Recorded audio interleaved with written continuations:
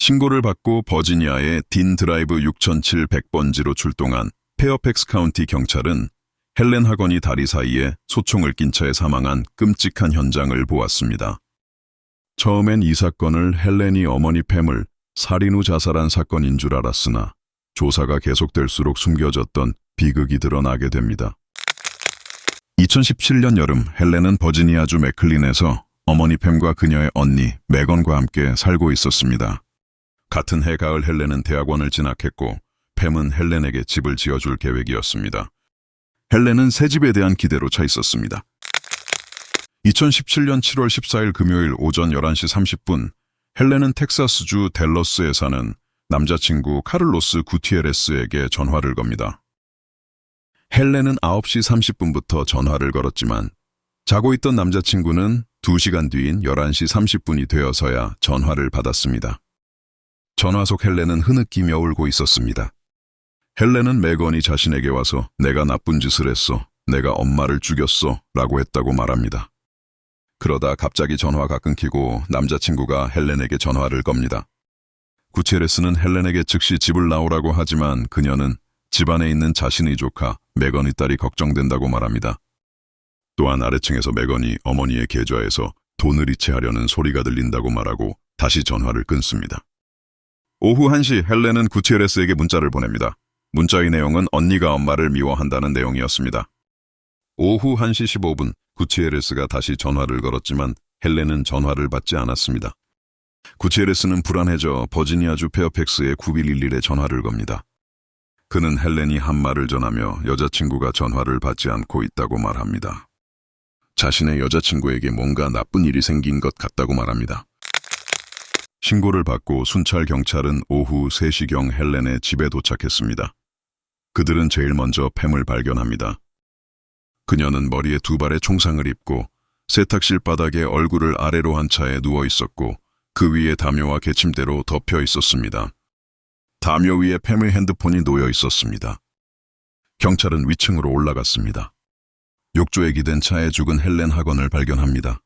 그녀의 다리 사이에 놓인 소총은 그녀의 몸에 기대어져 있었습니다. 집 안에는 어떠한 싸움의 흔적을 찾을 수 없었습니다. 그날 오후 5시 메건은 경찰에게 자신이 오후 일찍 나갈 땐 어머니 팸이 살아있었다고 말했습니다. 메건은 헬렌과 팸이 싸우고 있었다고 말합니다. 메건의 말에 의하면 아침에 엄마는 헬렌에게 짓고 있던 집의 계약을 취소한다고 말했고 헬렌은 남자친구의 집으로 옮기겠다고 말했다고 합니다. 팸은 헬렌이 남자친구 집으로 이사하는 것을 허락하지 않았고 이로 인해 둘은 싸웠다고 진술했습니다. 헬렌은 우울증이 있었으며 자살을 시도한 적이 있다고 말했습니다. 한편 헬렌의 남자친구 구티에레스는 헬렌과 결혼할 계획이었다며 메건이 말한 내용을 반박합니다. 오후 8시 페어팩스 카운티 경찰 대변인은 하건 가족에 대한 사건을 언론에 브리핑합니다. 헬렌의 상처는 자해로 보인다며 이 사건을 살인 후 자살한 사건으로 본다고 발표합니다.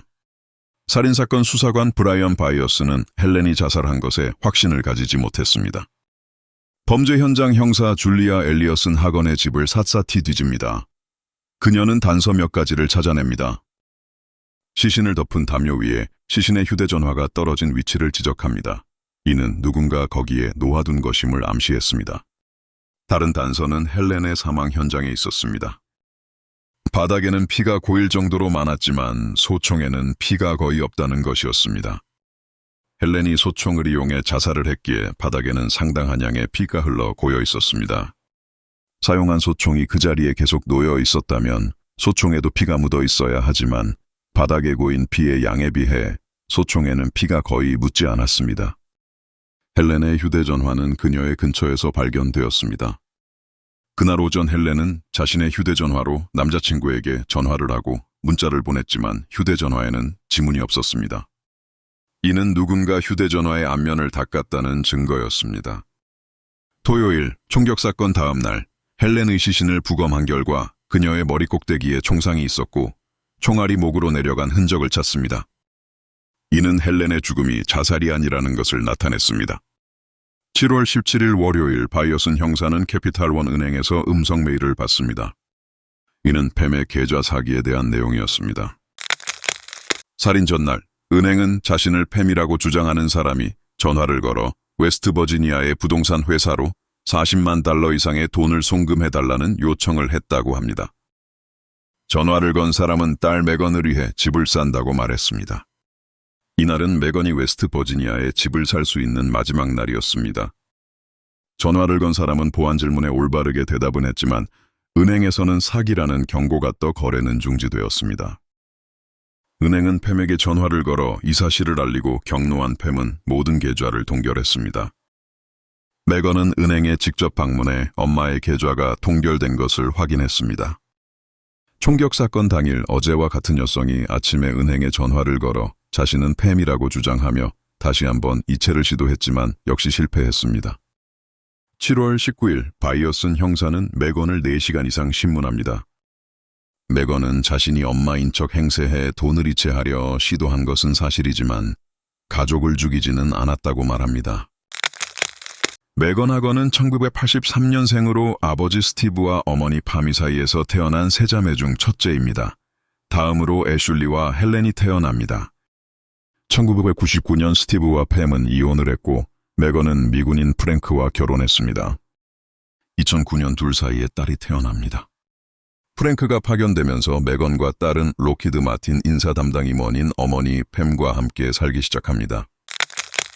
팸과 헬렌이 사망한 지 16개월 후 2018년 11월 9일 메건이 체포됩니다. 어머니와 그녀의 동생 헬렌을 살해한 혐의로 메건은 3년이 넘는 재판을 받습니다.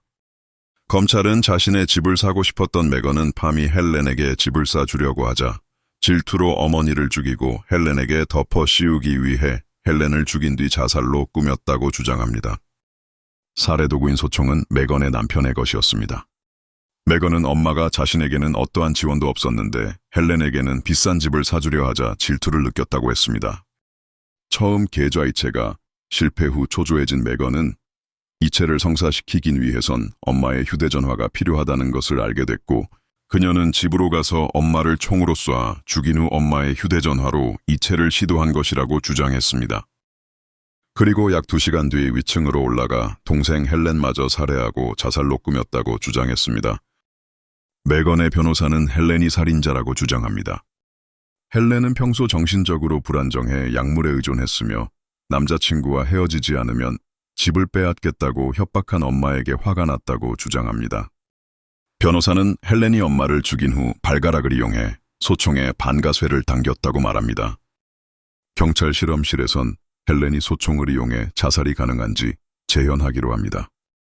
헬렌의 팔 길이는 소총의 반가쇠까지 약 5인치 짧았습니다.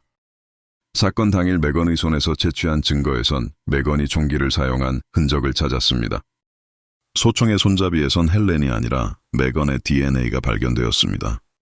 2022년 11월 첫 재판에선 배심원 전원 일치로 유죄를 내리지만 판사는 배심원의 부적절한 행동으로 파기합니다. 재심이 열리고 2023년 9월 22일 배심원단은 메건이 어머니와 여동생을 총으로 쏴 죽인 혐의로 1급 살인 혐의 2건에 대해 유죄 판결을 내렸습니다.